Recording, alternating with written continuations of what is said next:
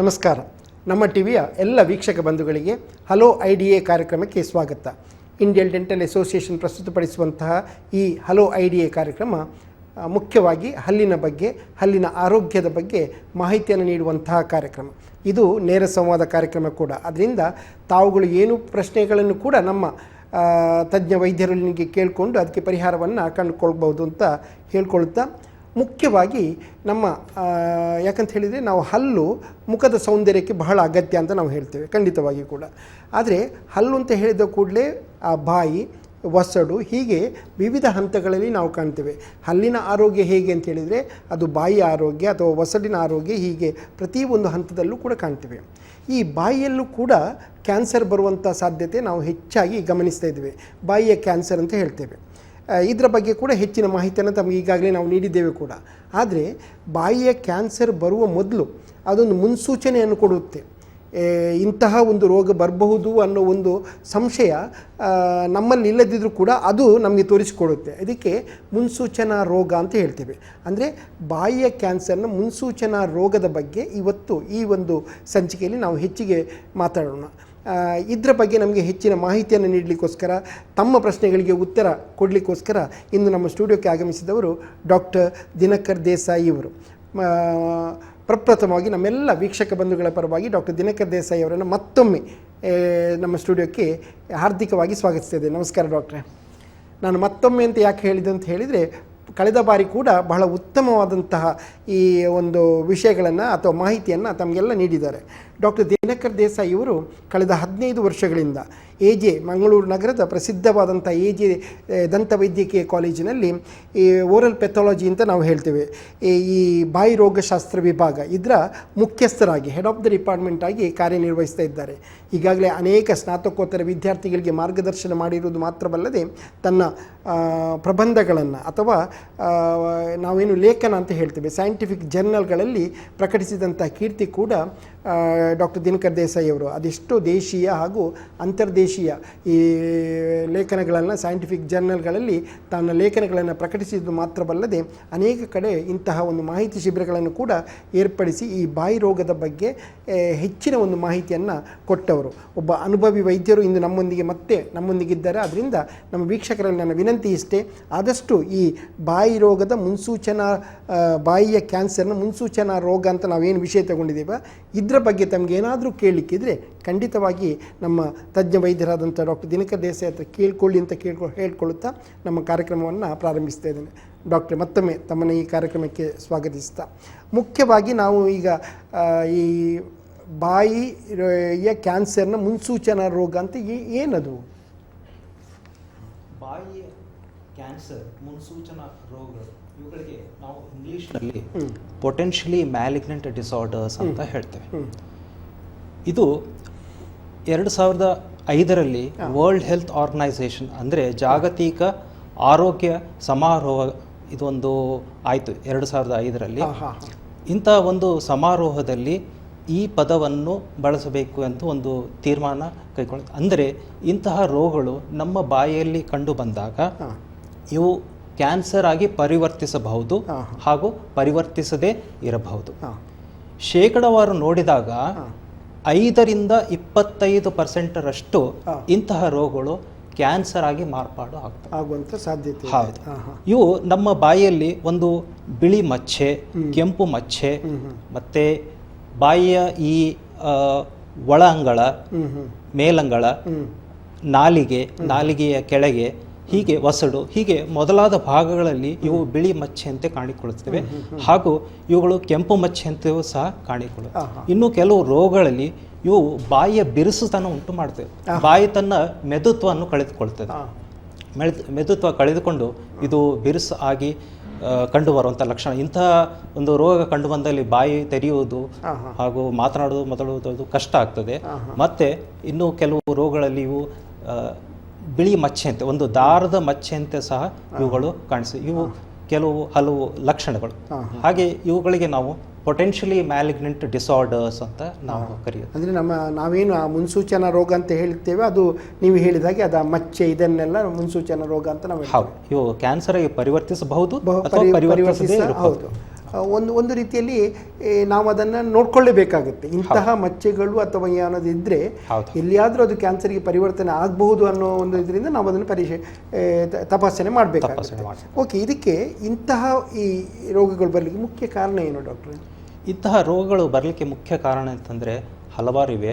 ಅವು ಒಂದು ತಂಬಾಕು ಆಗಿರಬಹುದು, ಈ ಸಿಗರೇಟ್ ಸೇವನೆ ಆಗಿರಬಹುದು, ಹೀಗೆ ಹಲವಾರು ಕಾರಣಗಳಾಗಿವೆ. ಇವುಗಳು ಯಾವುವು ಅಂತಂದರೆ ಒಂದು ಲೂಕೋಪ್ಲೇಕಿಯಾ. ಲೂಕೋಪ್ಲೇಕಿಯಾ ಅಂತಂದರೆ ಇದು ನಾಲಿಗೆ ಮೇಲೆ ಉಂಟಾಗುವ ಮಚ್ಚೆ. ಇನ್ನೊಂದು ಎರಿಥ್ರೋಪ್ಲೇಕಿಯಾ ಅಂತ ಹೇಳ್ತೇವೆ. ಎರಿಥ್ರೋಪ್ಲೇಕಿಯಾ ಅಂತಂದರೆ ಇದು ನಾಲಿಗೆ ಮೇಲೆ ಆಗುವ ಒಂದು ಕೆಂಪು ಮಚ್ಚೆ. ಆಮೇಲೆ ಇನ್ನೊಂದು ಬಾಯಿ ಬಿರುಸುತನ, ಆಮೇಲೆ ಇನ್ನೊಂದು ಲೈಕನ್ ಪ್ಲಾನಸ್ ಅಂತ ಹೇಳ್ತೇವೆ. ಹೀಗೆ ಈ ಹಲವಾರು ರೋಗಗಳು ತುಂಬ ಅಪಾಯಕಾರಿ. ಮತ್ತು ಇನ್ನು ಬೇರೆ ಕೆಲವು ರೋಗಗಳಿರ್ತವೆ. ಅವು ಯಾವ ಅಂತಂದರೆ ಈ ಒಂದು ಸೋಂಕಿಗೆ ಸಂಬಂಧಪಟ್ಟಂಥ ರೋಗಗಳು. ಸೋಂಕಿಗೆ ಸಂಬಂಧಪಟ್ಟಂಥ ಈ ರೋಗಗಳಂತಂದರೆ ಇವು ವೈರಾಣುವಿನಿಂದ ಆಗಿರಬಹುದು, ಅಥವಾ ಈ ಶಿಲೀಂಧ್ರಗಳಂತ ಹೇಳ್ತೇವೆ. ಈ ಶಿಲೀಂಧ್ರಗಳಿಂದ ಸಹ ಇವು ಆಗುವ ಸಾಧ್ಯತೆ ಇರ್ತದೆ. ಮತ್ತು ಈ ರೋಗ ನಿರೋಧಕ ಶಕ್ತಿ ನಮ್ಮ ದೇಹದಲ್ಲಿ ಕುಂಠಿತಗೊಂಡಾಗ, ಕಡಿಮೆಗೊಂಡಾಗ ಇವುಗಳು ಆಗುವ ಸಾಧ್ಯತೆ ಇರ್ತವೆ. ಈಗ ತಾವು ಚಿತ್ರದಲ್ಲಿ ನೋಡಬಹುದು. ಚಿತ್ರ 1 ಇದು ಒಂದು ಬಿಳಿ ಮಚ್ಚೆ ನಾಲಿಗೆ ಮೇಲೆ ಇದು ಕಾಣಿಸಿಕೊಂಡಿದೆ. ಹಾಗೆ ನಮ್ಮ ಬಾಯಿಯ ಇತರ ಭಾಗಗಳಲ್ಲೂ ಇದು ಕಾಣಿಸಿಕೊಳ್ಳುತ್ತದೆ, ಒಂದು ಬಿಳಿಯ ಮಚ್ಚೆ ಥರ. ಇನ್ನು ಚಿತ್ರ 2ರಲ್ಲಿ ಎರಿಥ್ರೋಪ್ಲೇಕಿಯಾ, ಒಂದು ಕೆಂಪು ಮಚ್ಚೆ. ಇದು ಸಹ ನಮ್ಮ ಬಾಯಿಯ ಯಾವುದೇ ಭಾಗಗಳಲ್ಲಿ ಕಾಣಬಹುದು. ಚಿತ್ರ 3ರಲ್ಲಿ ಒಂದು ಬಾಯಿಯ ಬಿರುಸ್ತನ ಉಂಟಾಗಿ ಬಾಯಿ ತೆರೆಯಲಿಕ್ಕೆ ಕಷ್ಟ ಆಗಿದೆ. ಆ ಒಂದು ರೋಗಿಗೆ ಬಾಯಿ ತೆರೆಯಲಿಕ್ಕೆ ಕಷ್ಟ ಆಗಿದೆ. ಹಾಗೆ ಇನ್ನು ಚಿತ್ರ 4ರಲ್ಲಿ ಲೈಕನ್ ಪ್ಲಾನಸ್ ಅಂತ, ಇವು ತುಂಬ ಅಪಾಯಕಾರಿ. ಮತ್ತು ಇವು ಕೆಲವೊಂದು ಅನುವಂಶಿಕತೆಗೂ ಸಂಬಂಧವಾಗಿರ್ತವೆ. ಮತ್ತು ಕೆಲವೊಂದು ಈ ನಾವು ತೆಗೆದುಕೊಳ್ಳುವಂಥ ಔಷಧಿಗಳೇನಿರ್ತವೆ, ಔಷಧಿ ಅಡ್ಡ ಪರಿಣಾಮವಾಗಿಯೂ ಇವು ಆಗುವ ಸಾಧ್ಯತೆಗಳು ಉಂಟು. ಈಗ ಹೆಚ್ಚಿನ ಎಲ್ಲ ನಾವು ಈಗ ನೋಡುವಂಥ ಚಿತ್ರಗಳಲ್ಲಿ ಈ ನಾಲಿಗೆಗೆ ಸಂಬಂಧಪಟ್ಟ ಅದರಿಂದ ಈ ನಾಲಿಗೆಗೆ ಮುಖ್ಯವಾಗಿ ರೋಗಗಳು ಕಾಣಿಸಿಗುತ್ತೆ. ಹೌದೌದು, ನಾಲಿಗೆ ಮುಖ್ಯವಾಗಿ ಅದು ಕಾಣಿಸಿಕೊಳ್ತೇವೆ. ನಾಲಿಗೆ ಅಂತ ಅಲ್ಲ, ಈ ನಮ್ಮ ಬಾಯಿಯ ಚರ್ಮದ ಒಳಪದರು. ಹೌದು, ಅದಕ್ಕೆ ನಾವು ಬಕ್ಕಲ್ ಮ್ಯೂಕೋಸಾ ಅಂತ ಹೇಳ್ತೇವೆ. ಈ ಬಾಯಿಯ ಅಂಗಳ ಇವುಗಳು. ಏಕೆಂದರೆ ನಾವು ಒಂದು ತಂಬಾಕಿನ ಒಂದು ದುಶ್ಚಟ ಇದ್ದಾಗ ಈ ಎಲ್ಲ ಭಾಗಗಳಿಗೆ ಅದು ಪಸರಿಕೊಂಡಿರ್ತದೆ. ಹಾಗಾಗಿ ಈ ಭಾಗಗಳಲ್ಲಿ ಇವು ಕಂಡುಬರುವುದು ಸಾಧ್ಯತೆ. ಮತ್ತೆ ನೀವು ಕಾರಣಗಳು ಅಂತ ಕೇಳಿದಿರಿ. ಈ ಕಾರಣ ಅಂತಂದರೆ ಮುಖ್ಯವಾಗಿ ಧೂಮ್ರಪಾನ. ಚಿತ್ರದಲ್ಲಿ ತೋರಿಸಿರುವ ಹಾಗೆ ಸಿಗರೇಟು ಅದರೊಳಗೆ ಎಷ್ಟೊಂದು ರಾಸಾಯನಿಕ ಪದಾರ್ಥಗಳು ಒಳಗೊಂಡಿವೆ. ಇವೆಲ್ಲ ನಮ್ಮ ಜೀವಕ್ಕೆ ತುಂಬ ಹಾನಿಕಾರಿ. ನಿಕೋಟಿನ್ ಅಂತ ಹಿಡಿದು ಬೇರೆ ಎಲ್ಲ ಈ ಟಾರು ಮುಂತಾದ ಈ ರಾಸಾಯನಿಕ ಪದಾರ್ಥಗಳಿಂದ ಈ ಸಿಗರೇಟ್ ಒಂದು ಮಾಡಲ್ಪಟ್ಟಿರುತ್ತದೆ. ಮತ್ತೆ ಈ ಸಿಗರೇಟ್ ಸೇವನೆ ಮಾಡಿದಾಗ ಅದರಿಂದ ಹೊರಹೊಮ್ಮುವ ಒಂದು ಹೊಗೆ ಮತ್ತು ಶಾಖ, ಇವು ಬಾಯಿಯಲ್ಲಿರುವ ಜೀವಕೋಶಗಳಿರ್ತವೆ. ಆ ಜೀವಕೋಶಗಳು ಒಂದು ಪ್ರೋಟೀನ್ ಪದರನ್ನು ಉತ್ಪತ್ತಿ ಮಾಡ್ತವೆ. ಈ ಪ್ರೋಟೀನ್ ಪದರು ಉತ್ಪತ್ತಿ ಮಾಡುವುದರಿಂದ ನಮ್ಮ ಬಾಯಿ ಕ್ರಮೇಣವಾಗಿ ಅದೊಂದು ಗುಲಾಬಿ ಕೆಂಪು ಮಿಶ್ರಿತ ಬಣ್ಣ ಇರ್ತದೆ ಬಾಯಿಯಲ್ಲಿ, ಅದು ಬಿಳಿಯಾಗಿ ಮಾರ್ಪಾಡು ಆಗ್ತದೆ. ಹೀಗಾಗಿ ನಮಗೆ ಈ ರೋಗಗಳು ಬರುವ ಸಾಧ್ಯತೆಗಳು ಜಾಸ್ತಿ ಇರ್ತವೆ. ಮತ್ತು ಇನ್ನು ಕೆಲವರು ಅಂತಂದರೆ ಮದ್ಯಪಾನ ಸೇವನೆ ಮತ್ತು ಸಿಗರೇಟ್ ಸೇವನೆ, ಇವೆರಡನ್ನು ಮಾಡುವುದರಿಂದ ಈ ಜೋಡು ಪರಿಣಾಮ ಅಂತ ಹೇಳ್ತೇವೆ. ಜೋಡು ಪರಿಣಾಮವಾಗಿಯೂ ಸಹ ಇವು ಆಗುತ್ತವೆ. ಮತ್ತು ಕೆಲವು ಸೂಕ್ಷ್ಮ ಜೀವಿಗಳು, ಇವುಗಳ ಸೋಂಕು ಅಂತ ಹೇಳಿದೆ, ಇವು ವೈರಾಣುಗಳು ಆಗಿರಬಹುದು ಅಥವಾ ಶಿಲೀಂಧ್ರಗಳು ಆಗಿರಬಹುದು. ಇವು ಮತ್ತೆ ಅಲ್ಟ್ರಾ ವಯೋಲೆಟ್ ರೇಡಿಯೇಷನ್ ಅಂತ ಹೇಳ್ತೇವೆ. ಇವುಗಳ ಮೂಲಕನೂ ಇವು ಬರುವ ಸಾಧ್ಯತೆಗಳು ಇರ್ತವೆ. ಆ ಚಿತ್ರದಲ್ಲಿ ನಾನು ತೋರಿಸೋದೇನೆಂದರೆ ಈ ತಂಬಾಕಿನ ಒಂದು ಈಗ ಉತ್ಪನ್ನಗಳು ಅಂತ ಹೇಳಿದೆ. ತಂಬಾಕು ಉತ್ಪನ್ನ ಅಂತ ಹೇಳಿದೆ ನಾನು. ಸ್ತ್ರೀಯರಲ್ಲಿ ಮುಖ್ಯವಾಗಿ ಈ ಅಡಿಕೆ ತಿನ್ನುವುದು ಇದೆ, ಹೊಗೆಸೊಪ್ಪು, ಮುಖ್ಯವಾಗಿ ಹೊಗೆಸೊಪ್ಪು, ಇಂಥವರಿಗೆ ಅಂತಹ ಒಂದು ನೀವು ಹೇಳಿದಂಥ ರೋಗದ ಲಕ್ಷಣ ಬರಲಿಕ್ಕೆ ಸಾಧ್ಯತೆ ಇದೆಯಾ? ಹೌದು, ಅಂದರೆ ಈ ಒಂದು ದುಶ್ಚಟ ಇರೋ ಅಂದರೆ ಅಡಿಕೆ ಆಗಲಿ, ಪಾನ್ ಪರಾಗ್ ಆಗಲಿ, ತಂಬಾಕು ಆಗಲಿ, ಯಾವುದೇ ಆಗಲಿ, ಇಂಥದ್ದು ಒಂದು ಇದು ಇದ್ದಾಗ ಈ ಗಂಡಸರಲ್ಲೇ ಆಗ್ತವೆ, ಹೆಂಗಸರಲ್ಲಿ ಅಂತ ಇಲ್ಲ, ಅದ್ರ ಚಟದ ಮೇಲೆ ಖಂಡಿತ. ಕೆಲವರು ಏನೇನು ಮಾಡ್ತಾರೆ ಅಂತ ಹೊಗೆ ಸೊಪ್ಪನ್ನು ಬಾಯಿಯ ಒಳಗೆ ಈ ನೀವೇನು ಪಾನ್ ಪರಾಗೆಲ್ಲ ಇಟ್ಕೊಳ್ತಾರೆ ಅದೇ ರೀತಿ ಇಟ್ಕೊಳ್ತಾರೆ. ಮತ್ತೆ ಇನ್ನು ಎಲೆ ಅಡಿಕೆ ಜಗಿಯುವ ಅಭ್ಯಾಸ ಇರ್ತದೆ. ಹೌದು, ಈ ಅಡಿಕೆಯಿಂದ ಆಲ್ಕಲಾಯ್ಡ್ ಅಂತ ಒಂದು ರಸಾಯನ ಇರ್ತದೆ. ಅದು ರಸಾಯನ ಹೊರಹೊಮ್ಮಿ ಅದು ನಮ್ಮ ಜೀವಕೋಶಗಳಿಗೆ ಒಂದು ತುಂಬಾ ಹಾನಿಕಾರಿ ಉಂಟು ಮಾಡುತ್ತದೆ.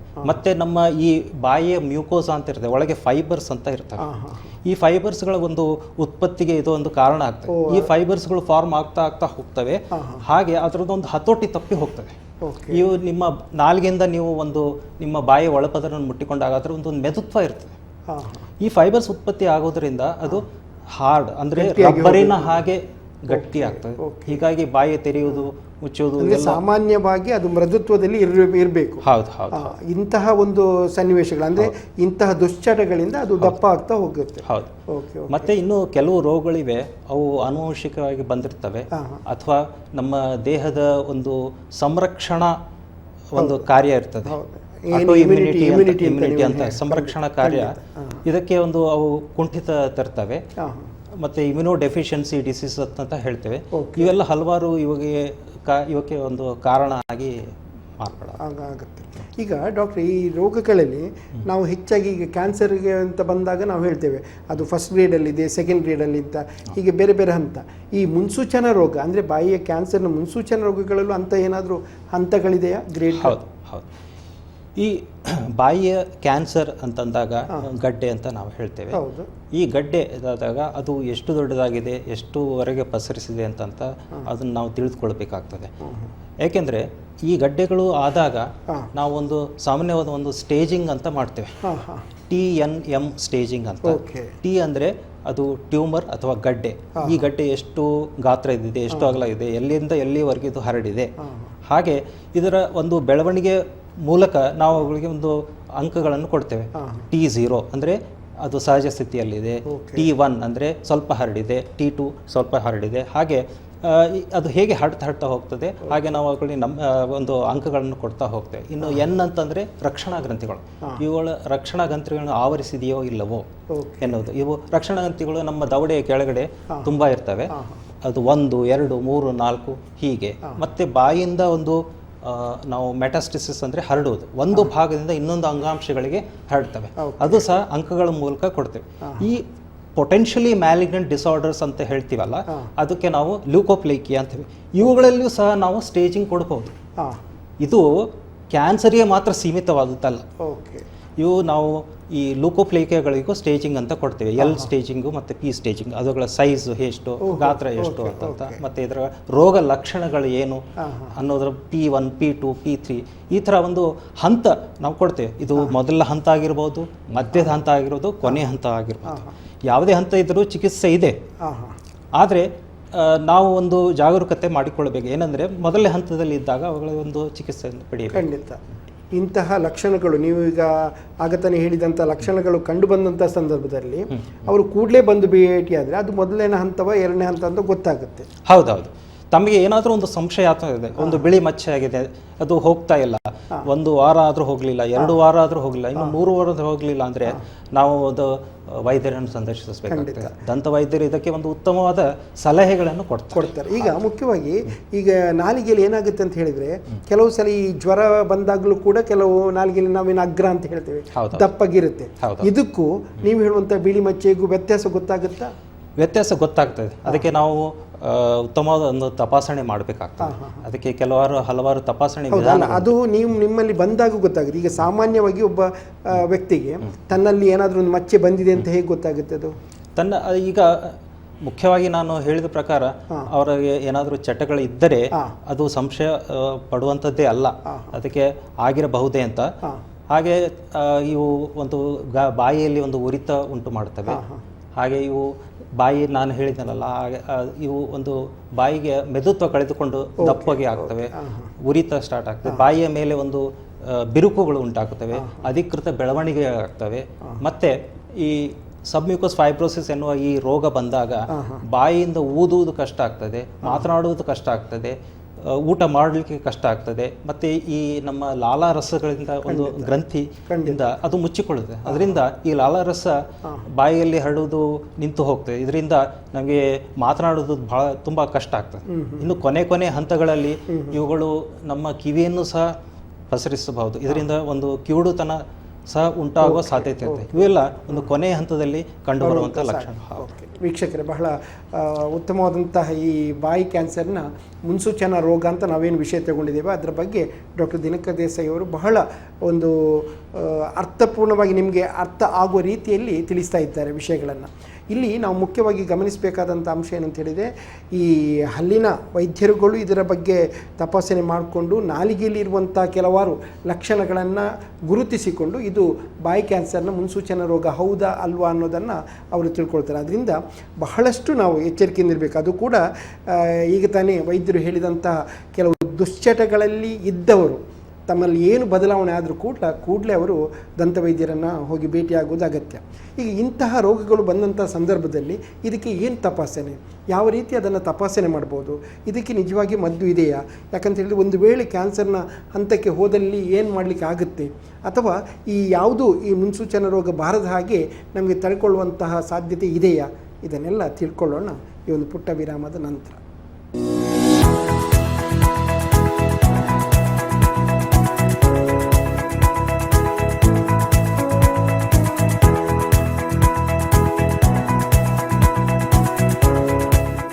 ಬನ್ನಿ ವೀಕ್ಷಕರೇ, ಒಂದು ಪುಟ್ಟ ಜಾಹೀರಾತು ವಿರಾಮದ ನಂತರ ಹಲೋ IDA ಕಾರ್ಯಕ್ರಮವನ್ನು ಮತ್ತೆ ಮುಂದುವರಿಸ್ತಾ ಇದ್ದೇವೆ. ಈ ಬಾಯಿ ಕ್ಯಾನ್ಸರ್ನ ಮುನ್ಸೂಚನಾ ರೋಗಗಳು ಎನ್ನುವ ವಿಷಯದ ಬಗ್ಗೆ ಡಾಕ್ಟರ್ ದಿನಕರ್ ದೇಸಾಯಿ ಅವರು ಈಗ ತಾನು ಅನೇಕ ಮಾಹಿತಿಗಳನ್ನು ತಮಗೆ ನೀಡಿದ್ದಾರೆ ಕೂಡ. ಮುಖ್ಯವಾಗಿ ನನ್ನ ವೀಕ್ಷಕರಲ್ಲಿ ವಿನಂತಿ ಇಷ್ಟೇ, ಇದು ನೇರ ಸಂವಾದ ಕಾರ್ಯಕ್ರಮ. ಅದರಿಂದ ತಾವೆಷ್ಟು ತಮ್ಮಲ್ಲಿರುವಂಥ ಸಂಶಯಗಳನ್ನು ಕೇಳ್ಕೊಳ್ತೀರ ಆದಷ್ಟು ನಮಗೆ ಹೆಚ್ಚಿನ ವಿಷಯಗಳನ್ನು ತಮಗೆ ತಿಳಿಸಲಿಕ್ಕೆ ಸಾಧ್ಯ ಆಗುತ್ತೆ. ಈಗ ತಾನೇ ಈ ಬಾಯಿ ಕ್ಯಾನ್ಸರ್ನ ಮುನ್ಸೂಚನಾ ರೋಗದ ಬಗ್ಗೆ ನಮಗೆ ಮಾಹಿತಿಯನ್ನು ನೀಡಿದಂಥವರು ಹೇಗೆ, ಇದು ಯಾವ ಹಂತದಲ್ಲಿ ಬರುತ್ತೆ, ಎಲ್ಲ ವಿಷಯಗಳನ್ನು ತಿಳಿಸಿದ್ದಾರೆ. ಹಾಗಾದರೆ ಇದನ್ನು ತಪಾಸಣೆ ಮಾಡುವುದು ಹೇಗೆ, ಇದನ್ನು ಕೂಡ ತಿಳ್ಕೊಳ್ಳೋಣ. ಡಾಕ್ಟ್ರೆ, ಮುಖ್ಯವಾಗಿ ಇಂತಹ ಮುನ್ಸೂಚನಾ ರೋಗಗಳು ಬಂದಂಥ ಸಂದರ್ಭದಲ್ಲಿ ಅದನ್ನು ನೀವು ಹೇಗೆ ತಪಾಸಣೆ ಮಾಡ್ತೀರಾ? ಒಬ್ಬ ರೋಗಿಗೆ ಒಂದು ಬಿಳಿ ಮಚ್ಚೆ ಆಗಿದೆ, ಅದು ಸುಮಾರು ದಿವಸದಿಂದ ಅದು ಗುಣವಾಗ್ತಾ ಇಲ್ಲ, ಒಂದು ವಾರ ಆಯಿತು, 2 ವಾರ ಆದರೂ ಇದು ಗುಣ ಆಗಲಿಲ್ಲ, ಒಂದು ತಿಂಗಳವರೆಗೂ ಗುಣ ಆಗಿದೆ ಅಂದರೆ ನಾವು ದಂತ ವೈದ್ಯರ ಬಳಿ ಹೋಗ್ತೇವೆ. ಇವುಗಳು ಒಂದು ಮೊದಲನೇ ಹಂತದಲ್ಲಿ ಇದ್ದಾಗ ಅವುಗಳನ್ನು ನಾವು ತಪಾಸಣೆ ಮಾಡಿ ಗುಣಪಡಿಸಬಹುದು. ಇನ್ನು ಈ ಕೊನೆಯ ಹಂತದಲ್ಲಿ ಬಂದಾಗ ಇದು ಕ್ಯಾನ್ಸರಿಗೆ ಮರಳಿದೆಯೇ, ಕ್ಯಾನ್ಸರ್ ಆಗಿದೆಯೇ ಇಲ್ಲವೇ ಎನ್ನುವ ಒಂದು ಉತ್ಸುಕತೆ, ಅಂದರೆ ನಾವು ಇದರಲ್ಲಿ ಒಂದು ಕ್ಯಾನ್ಸರ್ ಆಗಿದೆಯಾ ಇಲ್ವಾ ಅನ್ನೊಂದು ನಮಗೆ ಖಚಿತಪಡಿಸಿಕೊಳ್ಬೇಕು. ಖಂಡಿತ. ಹಾಗಾಗಿ ನಾವು ಕೆಲವೊಂದು ಈ ತಪಾಸಣಾ ವಿಧಾನಗಳನ್ನು ನಾವು ಅಳವಡಿಸಿಕೊಳ್ಳುತ್ತೇವೆ. ಒಂದಂದರೆ ಟಾಲಿಡಿನ್ ಬ್ಲೂ ಅಂತಂತ ಒಂದು ದ್ರವ. ಈ ದ್ರವವನ್ನು ನಾವು ಆ ಒಂದು ಲೀಷನ್ ಅಂತ ಹೇಳ್ತೇವೆ, ಅದರ ಮೇಲೆ ಒಂದು ಲೇಪನ ಮಾಡ್ತೇವೆ. ಅಂದರೆ ಮಚ್ಚೆ ಅಂತೆ ಇರುವಂತಹ ಜಾಗದಲ್ಲಿ ಲೇಪನ ಮಾಡಿಬಿಟ್ಟು ಸ್ವಲ್ಪ ಸಮಯ ನಂತರ ನಾವು ಅದನ್ನು ವೀಕ್ಷಿಸ್ತೇವೆ. ಅದರಲ್ಲಿ ಏನಾದರೂ ಕ್ಯಾನ್ಸರ್ ಕಂಡು ಬಂದರೆ ಅಲ್ಲಿ ಅದು ಜಾಸ್ತಿ ಬಣ್ಣವನ್ನು ಹೀರುತ್ತದೆ. ಚಿತ್ರ 1ರಲ್ಲಿ ನೀವು ನೋಡಬಹುದು, ಒಂದು ಭಾಗದಲ್ಲಿ ಜಾಸ್ತಿ ಬಣ್ಣ ಹೀರಿದೆ. ಹಾಗಾಗಿ ಇದರಲ್ಲಿ ಕ್ಯಾನ್ಸರ್ ಆಗಿದೆ ಅಂತ ನಾವು ಊಹಿಸಬಹುದು. ಖಂಡಿತ. ಮತ್ತೆ ಇತ್ತೀಚೆಗೆ ಈಗ ಒಂದು ಕೆಲವು ಆಧುನಿಕ ಉಪಕರಣಗಳು ಬಂದಿವೆ. ಚಿತ್ರ 2ರಲ್ಲಿ ನೋಡಬಹುದು, ವೆಲ್ ಸ್ಕೋಪ್ ಅಂತಂತ. ಇದನ್ನು ಒಂದು ಬೆಳಕಿನ ವಿಧಾನದ ಮೂಲಕ ನಾವು ಪತ್ತೆ ಹಚ್ಚುವುದು. ಈ ಬೆಳಕನ್ನು ನಾವು ಆ ಭಾಗಗಳ ಮೇಲೆ ಚೆಲ್ಲಿದಾಗ ಅದು ಈ ಒಂದು ಸಹಜ ಜೀವಕೋಶಗಳೇನಿರ್ತವೆ ಅದು ಒಂದು ಇಮ್ಯುನೋಫ್ಲೋರಸೆನ್ಸ್ ಅಂತ ಲೈಟನ್ನು ಅದು ತಗೊಳ್ತವೆ. ಇನ್ನು ಅವು ಕ್ಯಾನ್ಸರ್ ಆದಾಗ, ಒಂದು ನಿಮಿಷ, ನಮಗೊಂದು ಕರೆ ಕಾಯ್ತಾ ಇದೆ ಅಲ್ಲಿ. ಹಲೋ, ನಮಸ್ಕಾರ. ಹಲೋ, ಅಲ್ಲೇ ಇದು ಕಟ್ ಆಯ್ತದು. ಓಕೆ, ಪರವಾಗಿಲ್ಲ, ಹೇಳಿ, ಮುಂದುವರಿಸಿ. ಈ ಬೆಳಕನ್ನು ಅಲ್ಲಿ ಚೆಲ್ಲಿದಾಗ ಅವು ಈ ಕ್ಯಾನ್ಸರ್ ಆದಂಥ ಜೀವಕೋಶಗಳಿರ್ತವೆ, ಅದು ಆ ಬಣ್ಣವನ್ನು ಬದಲಾಯಿಸುತ್ತವೆ. ಬದಲಾಯಿಸಿದಾಗ ಇಲ್ಲಿ ಕ್ಯಾನ್ಸರ್ ಆಗಿದೆ ಅಂತ ನಮಗೆ ತಿಳಿದು ಬರ್ತದೆ. ಇನ್ನು ಬ್ರಷ್ ಬಯಾಪ್ಸೀಸ್ ಅಂತ ಮಾಡ್ತೇವೆ. ಈ ಬ್ರಷ್ ಬಯಾಪ್ಸಿ ಮಾಡಿದಾಗ ಅದರಲ್ಲಿರುವ ಜೀವಕೋಶಗಳನ್ನು ನಾವು ಸಂಗ್ರಹಿಸಿ ಅವುಗಳನ್ನು ಮೈಕ್ರೋಸ್ಕೋಪ್ನಲ್ಲಿ ವೀಕ್ಷಿಸಿದಾಗ ಇವು ಸಹಜ ಜೀವಕೋಶಗಳೇ ಅಥವಾ ಕ್ಯಾನ್ಸರ್ಗೆ ತಿರುಗಿದ ಜೀವಕೋಶಗಳೇ ಎಂದು ನಮಗೆ ಖಚಿತಪಡಿಸಿಕೊಳ್ಳಬೇಕು. ಈಗ ಅಲ್ಲಿ ಕೆಳಗಿನ ಇದರಲ್ಲಿ ಚಿತ್ರದಲ್ಲಿ ಕಾಣುವಂತಹ ಇದು ನೀವು ಮೇಲೆ ನೀಲಿ ಬಣ್ಣ ಇದೆ, ಅದು ಕೆಳಗೆ ಬರುವಾಗ ಏನದು? ಇದು ಅಂದ್ರೆ ಇವು ವಿಧಾನಗಳು, ಬೇರೆ ಬೇರೆ ವಿಧಾನಗಳು, ಚೇರ್ ಸೈಡ್ ಮೆಥಡ್ಸ್ ಅಂತ ನಾವು ಹೇಳ್ತೇವೆ. ನಾನು ಬಣ್ಣ ಬದಲಾಗಿದೆ ಅಂತ ಹಾಗೆ ತಿಳ್ಕೊಂಡಿದ್ದೆ.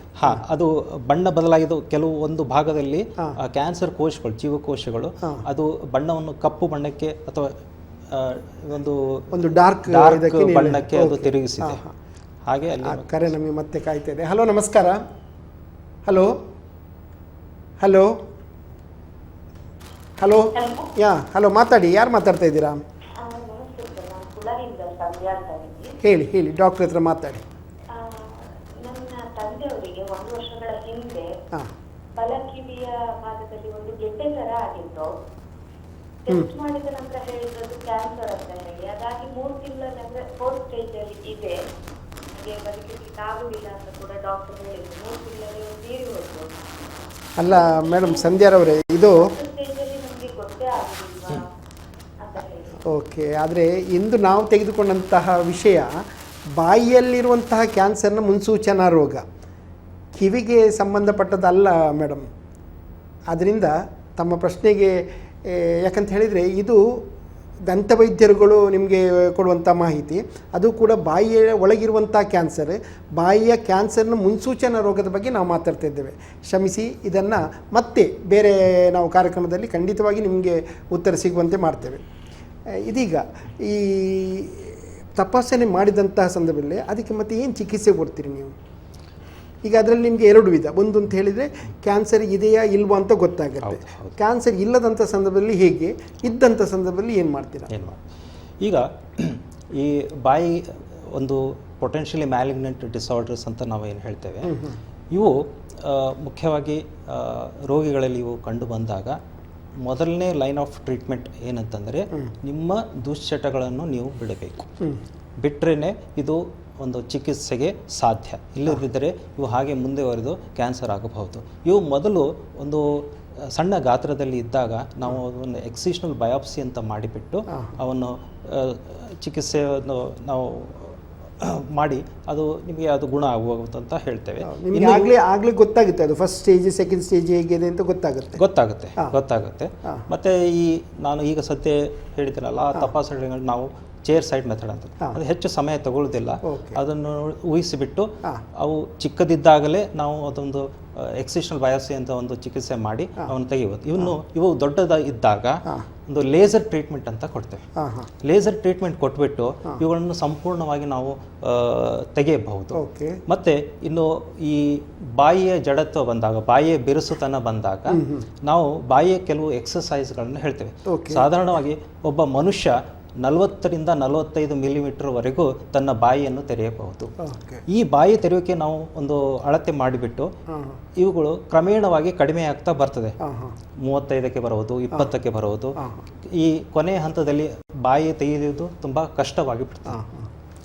ಅಂಥ ಪಕ್ಷದಲ್ಲಿ ನಾವು ಅವರಿಗೆ ಒಂದು ಬಾಯಿಯ ಎಕ್ಸಸೈಸ್ ಮಾಡಲಿಕ್ಕೆ ಹೇಳ್ತೇವೆ. ಮೊದಲ ಹಂತದಲ್ಲಿದ್ದಾಗ ಶಾಖದ ಟ್ರೀಟ್ಮೆಂಟ್ ಕೊಡ್ತೇವೆ. ಅದರಿಂದ ಮೊದಲ ಹಂತದಲ್ಲಿದ್ದರೆ ಅದು ನಿವಾರಣೆ ಆಗ್ತದೆ. ಇನ್ನು ಮುಂದಿನ ಹಂತಕ್ಕೆ ಅವು ತೆರಳಿದಾಗ ಒಂದು ಸ್ಟೆರಾಯ್ಡ್ ಇಂಜೆಕ್ಷನ್ಸ್ ಅಂತ ಕೊಡ್ತೇವೆ. ಮತ್ತು ಕೊನೆಯ ಹಂತದಲ್ಲಿ ಇದ್ದಾಗ ಅಲ್ಲಿ ಒಂದು ಬ್ಯಾಂಡ್ ಫಾರ್ಮೇಷನ್ ಅಂತ ಆಗುತ್ತೆ. ಅವುಗಳಿಗೆ ನಾವು ಸರ್ಜಿಕಲ್ ಸ್ಪ್ಲಿಟ್ಟಿಂಗ್ ಅಂತ, ಆ ಬ್ಯಾಂಡ್ಗಳನ್ನು ನಾವು ತುಂಡು ಮಾಡಿ ಇವು ಬಾಯಿಯ ಒಂದು ತೆರೆಯುವಿಕೆಗೆ ಅನುಕೂಲವಾಗಿರ್ತದೆ. ಮತ್ತು ಇವು ಕೆಲವೊಂದು ಸೂಕ್ಷ್ಮ ಜೀವಿಗಳಿಂದ ಕೂಡಿದ್ದರೆ ಅವುಗಳಿಗೆ ತಕ್ಕ ಔಷಧಿಯನ್ನು ಕೊಟ್ಟು ಇವುಗಳನ್ನು ನಾವು ಗುಣಪಡಿಸಬಹುದು. ಈಗ ಮುಖ್ಯವಾಗಿ ನಮಗೆ ಒಂದೇ ಒಂದು ವಿಷಯ ಏನಂತ ಹೇಳಿದರೆ, ಒಂದು ವೇಳೆ ತಪಾಸಣೆ ಮಾಡಿ ನೀವು ಅದಕ್ಕೆ ಚಿಕಿತ್ಸೆ ಕೊಟ್ಟಂಥ ಸಂದರ್ಭದಲ್ಲಿ ಅದು ಮತ್ತೆ ಕ್ಯಾನ್ಸರ್ ಆಗಿ ಪರಿವರ್ತನೆ ಆಗುವ ಸಾಧ್ಯತೆ ಇದೆಯಾ, ಅಥವಾ ಮತ್ತೆ ನಿಮಗೆ ತಪಾಸಣೆ ಮಾಡುವಂಥ ಅಗತ್ಯ ಇದೆಯಾ? ಅದಕ್ಕೆ ಇದು ಮತ್ತೆ ಮರುಕಳಿಸಬಹುದು. ಇಂತಹ ಈ ಪೊಟೆನ್ಷಿಯಲಿ ಮ್ಯಾಲಿಗ್ನೆಂಟ್ ಡಿಸಾರ್ಡರ್ಸ್ ಅಂತ ನಾವೇನು ಹೇಳ್ತೇವೆ, ಮರುಕಳಿಸ್ತೇವೆ. ನಾವೊಂದು ಈ ಚಿಕಿತ್ಸೆ ಕೊಡುವಾಗ ಎಲ್ಲಾದರೂ ಒಂದು ಬಿಟ್ಟು ಹೋದರೆ ಅಂತ ಮತ್ತೆ ಮರುಕಳಿಸುವ ಸಾಧ್ಯತೆಗಳು ಇರ್ತವೆ. ಹಾಗಾಗಿ ನಾವು ರೋಗಿಗಳಿಗೆ 6 ತಿಂಗಳಿಗೊಮ್ಮೆ ಅಥವಾ 1 ವರ್ಷಕ್ಕೊಮ್ಮೆ ಬಂದು ಮರು ತಪಾಸಣೆ ಮಾಡಬೇಕು ಅಂತ ಹೇಳ್ತೀವಿ. ಓಕೆ, ಈಗ ಕೊನೆಯದಾಗಿ, ಯಾಕಂತ ಹೇಳಿದ್ರೆ ಸಮಯ ಮೀರ್ತಾ ಇದೆ, ಇದನ್ನು ಹೇಗೆ ನಾವು ತಡೆಗಟ್ಬೋದು, ಅದೇ ರೀತಿ ನಮ್ಮ ವೀಕ್ಷಕರಿಗೆ ನೀವು ಏನು ಹೇಳಲಿಕ್ಕೆ ಇಚ್ಛೆ ಪಡ್ತಾ ಇದ್ದೀರಾ? ಈಗ ನಮ್ಮ ದಂತ ಕಾಲೇಜುಗಳಲ್ಲಿ ಒಂದು ಕಮ್ಯುನಿಟಿ ಡೆಂಟಿಸ್ಟ್ರಿ ಡಿಪಾರ್ಟ್ಮೆಂಟ್ ಅಂತ ಇರ್ತದೆ, ಬಾಯಿ ರೋಗಶಾಸ್ತ್ರ ಡಿಪಾರ್ಟ್ಮೆಂಟ್ ಅಂತೂ ಇರ್ತದೆ. ಇವುಗಳಲ್ಲಿ ನಾವು ಕ್ಯಾಂಪ್ಗಳನ್ನು ಕಂಡಕ್ಟ್ ಮಾಡ್ತೇವೆ. ಈ ಕ್ಯಾಂಪ್ಗಳು ಕಂಡಕ್ಟ್ ಮಾಡೋದ್ರಿಂದ ಆ ಕ್ಯಾಂಪ್ಗಳಲ್ಲಿ ಈ ರೋಗಿಗಳು ಅಥವಾ ಸಂಶಯಾತ್ಮಕ ಒಂದು ಲೀಷನ್ ಇದ್ದವರು ಈ ಕ್ಯಾಂಪ್ಗಳನ್ನು ಅಲ್ಲಿ ಹೋಗಿಬಿಟ್ಟು ಅಲ್ಲಿಯ ದಂತ ವೈದ್ಯರನ್ನು ನಾವು ಸಲಹೆ ಕೇಳಬೇಕು. ಏನಾದರೂ ದುಶ್ಚಟಗಳಿದ್ದರೆ ಅವುಗಳನ್ನು ಕೂಡಲೇ ತ್ಯಜಿಸಬೇಕು. ಖಂಡಿತವಾಗಿಯೂ ಕೂಡ. ಏಕೆಂದರೆ ಈ ಪೊಟೆನ್ಷಿಯಲ್ ಮ್ಯಾಲಿಗ್ನೆಂಟ್ ಡಿಸಾರ್ಡರ್ಸ್ ಅಂತ ಏನು ಹೇಳ್ತೇವೆ, ಇವು ಮುಖ್ಯವಾಗಿ ದುಶ್ಚಟಗಳಿಂದಲೇ ಬರುವವು. ಓಕೆ. ಹಾಗಾಗಿ ಈ ಕ್ಯಾಂಪ್ಗಳು ಮುಖ್ಯ. ಮತ್ತು ಈ ದಂತ ಕಾಲೇಜುಗಳು ಕೆಲವು ಹಳ್ಳಿಗಳನ್ನು ದತ್ತು ತೆಗೆದುಕೊಂಡಿರ್ತಾರೆ. ಹೌದಾ, ಅಲ್ಲಲ್ಲಿ ಸ್ಯಾಟಲೈಟ್ ಕ್ಲಿನಿಕ್ಸ್ ಅಂತ ಇರ್ತವೆ. ಇಲ್ಲಿ ಅವರು ಮಾಹಿತಿ ಶಿಬಿರಗಳನ್ನು ಏರ್ಪಡಿಸ್ತಾರೆ. ಅಲ್ಲಿ ಉಚಿತ ತಪಾಸಣೆ ಇರ್ತದೆ. ಖಂಡಿತ. ಏನಾದರೂ ಸಂಶಯ ಇದ್ದರೆ ಮೊದಲು ಅಲ್ಲಿ ಹೋಗಿ ಇದು ಮಾಡಬೇಕು. Okay okay.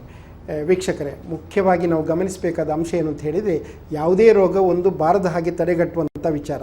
ಇದು ತಡೆಗಟ್ಟಬೇಕಾದ್ರೆ ನಮ್ಮಲ್ಲಿರುವಂತಹ ಏನು ದುಶ್ಚಟ ಅಂತ ನಾವು ಹೇಳ್ತೇವೋ ಇದನ್ನು ನಿವಾರಣೆ ಮಾಡಿದರೆ ಮಾತ್ರ ಸಾಧ್ಯ. ಅದರಿಂದ ಅನೇಕ ಮಾಹಿತಿ ಶಿಬಿರಗಳನ್ನು ಅವರು ಏರ್ಪಡಿಸ್ಬೋದು, ನಿಮಗೆಲ್ಲ ಕೊಡ್ಬೋದು. ಆದರೆ ನಾವು ಸ್ವಇಚ್ಛೆಯಿಂದ ಇಂತಹ ದುಶ್ಚಟಗಳಿಂದ ದೂರ ಇರ್ತೇವೆ ಅನ್ನೋ ಒಂದು ನಿರ್ಧಾರ ನಾವು ತೆಗೆದುಕೊಳ್ಳದಿದ್ದರೆ ಏನೂ ಮಾಡಲಿಕ್ಕೆ ಸಾಧ್ಯ ಇಲ್ಲ. ಅದರಿಂದ ಬಾಯಿಯ ಕ್ಯಾನ್ಸರ್ನ ಮುನ್ಸೂಚನಾ ರೋಗಗಳ ಬಗ್ಗೆ ನಮಗೆ ಮಾಹಿತಿಯನ್ನು ವಿಸ್ತಾರವಾಗಿ ವಿವರಿಸಿಕೊಂಡು ನಮಗೆ ಹೇಳಿದ್ದಾರೆ ಡಾಕ್ಟರ್ ದಿನಕರ್ ದೇಸಾಯಿ ಇವರು. ನಮ್ಮೆಲ್ಲ ವೀಕ್ಷಕ ಬಂಧುಗಳ ಪರವಾಗಿ ಅವರಿಗೆ ಅಭಿನಂದನೆಗಳನ್ನು ಸಲ್ಲಿಸ್ತಾ ಇದ್ದೇನೆ. ನಮಸ್ಕಾರ ಡಾಕ್ಟ್ರೆ. ಹಲೋ IDA ಕಾರ್ಯಕ್ರಮದಲ್ಲಿ ನಾವು ದಂತ ವೈದ್ಯಕ್ಕೆ ಸಂಬಂಧಪಟ್ಟಂತೆ ಹಾಗೆ ಅದಕ್ಕೆ ಪೂರಕವಾದಂಥ ಅನೇಕ ರೋಗಗಳ ಇದೀಗ ನಾವು ಇಂದು ತೆಗೆದುಕೊಂಡಂಥ ವಿಷಯ ಬಾಯಿಯ ಕ್ಯಾನ್ಸರ್ನ ಮುನ್ಸೂಚನಾ ರೋಗ. ಇದೆಲ್ಲ ಒಂದು ರೀತಿಯಲ್ಲಿ ದಂತ ವೈದ್ಯಕ್ಕೆ ಸಂಬಂಧಪಟ್ಟಂತಹ ರೋಗಗಳು. ಆದ್ದರಿಂದ ಪ್ರತಿ ವಾರ ಕೂಡ ಇಂಥದೇ ಒಂದು ವಿಷಯದ ಬಗ್ಗೆ ನಿಮಗೆ ನಾವು ಮಾಹಿತಿಯನ್ನು ನೀಡ್ತೇವೆ. ಬರುವ ವಾರ ಮತ್ತೆ ಹೊಸ ವಿಷಯದೊಂದಿಗೆ ತಮ್ಮನ್ನು ಭೇಟಿಯಾಗೋಣ. ಅಲ್ಲಿವರೆಗೆ ನಮಸ್ಕಾರ.